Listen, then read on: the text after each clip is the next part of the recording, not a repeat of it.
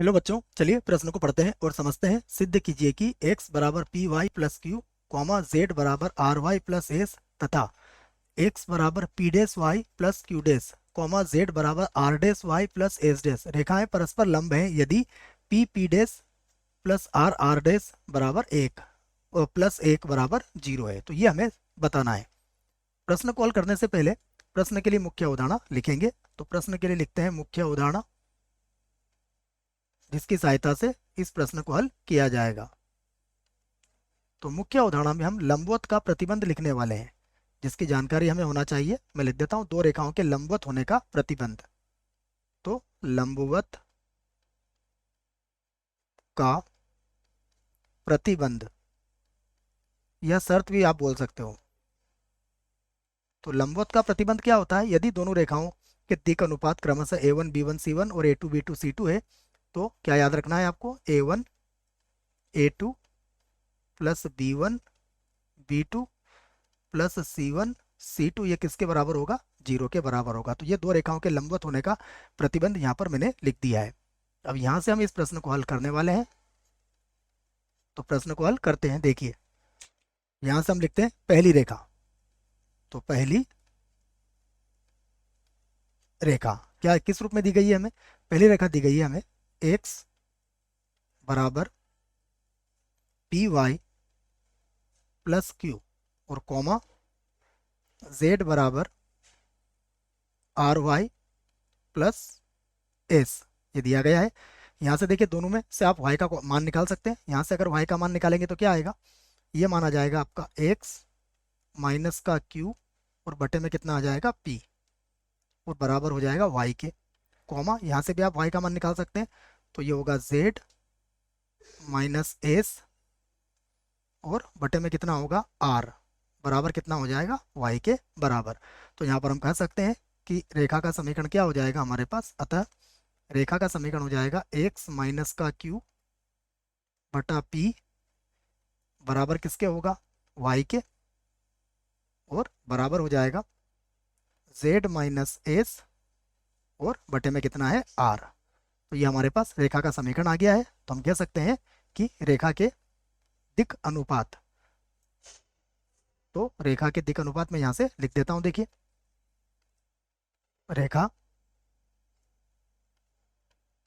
रेखा के दिक् अनुपात, दिक्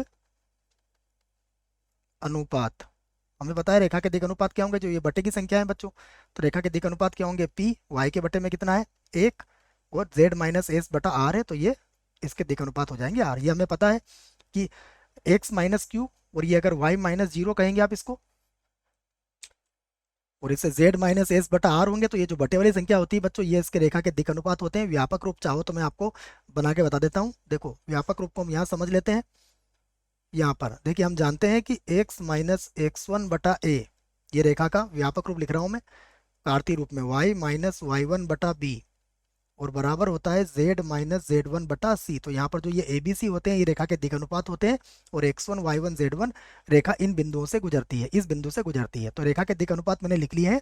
अब हम दूसरी रेखा को भी इसी प्रकार समझने का प्रयास करते हैं। तो दूसरी रेखा यहाँ से लिख लेता हूं मैं। दूसरी रेखा, देखिए दूसरी रेखा किस प्रकार से दी गई है, लिख लेते हैं इसको। x बराबर P dash Y plus Q डेस, x बराबर P dash Y plus Q डेस। उसके बाद क्या दिया गया है? z बराबर आर डेस वाई, z बराबर आर डेस वाई और प्लस है एस का डेस, ये हो जाएगा एस डेस। यहाँ से भी क्या करते हैं, देखो y दोनों के पास है तो y कॉमन ले लेते हैं। तो ये हो जाएगा x माइनस क्यू डेस और बटे में आ जाएगा p डेस। ये किसके बराबर होगा? y के बराबर। ये होगा z माइनस एस डेस बटे में होगा आर डेस, ये भी किसके बराबर होगा? y के बराबर होगा। तो हम कह सकते हैं कि अतः रेखा किस रूप में आ जाएगी? देखो, x माइनस क्यू डेस बटा p डेस बराबर y बराबर z माइनस एस डेस बटा आर डेस। तो अब हम यहाँ से लिख सकते हैं कि दूसरी रेखा के दिक अनुपात, तो दूसरी रेखा के दिक अनुपात, दिक अनुपात, देखिए क्या आ जाएंगे, ये होगा पी डेस, वाई के बटे में कुछ नहीं मतलब एक है, और ये हो जाएगा आर डेस। ठीक है, अब हमें क्या बताना है, देखो हमें बताना है कि रेखाएं परस्पर लंब होगी यदि यह शर्त का पालन करेगी। तो हम यहाँ पर लंबवत की शर्त लिख लेते हैं। ठीक है, तो हम लिख लेते हैं इस बात को कि अब हम क्या ज्ञात करेंगे, देखो तो क्या करना है बच्चों, हमें यहाँ पर मैं लिख लेता हूँ, अब A1 A2 plus B1 B2 plus C1 C2 बराबर 0 से। तो बच्चों A1 A2 क्या हो जाएगा हमारे पास, देखिए A1 A2 हो जाएगा P डेस, तो यहाँ लिख देता हूँ मैं P, और यहाँ आ जाएगा P डेस। उसके बाद देखिए B1 B2 क्या हो जाएगा, यहाँ एक है, और यहाँ पर भी क्या है हमारे पास, यहाँ पर भी एक है, देखिए। ठीक है, तो ये कितना हो गया हमारे पास, एक गुणा एक, जो ये हो जाएगा एक के बराबर।